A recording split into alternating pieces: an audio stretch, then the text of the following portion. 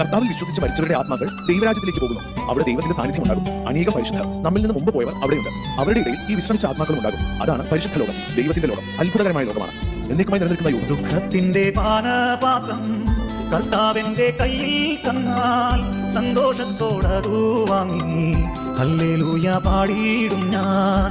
ദുഃഖത്തിന്റെ പാനപാത്രം കർത്താവിന്റെ കയ്യിൽ തന്നാൽ സന്തോഷത്തോടതു വാങ്ങി ഹല്ലേലൂയ പാടിയിടും ഞാൻ.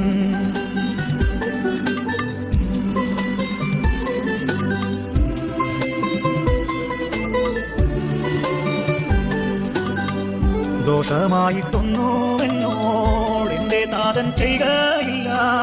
എന്നെ അവൻ അടിച്ചാലും അവൻ എന്നെ സ്നേഹിക്കുന്നു.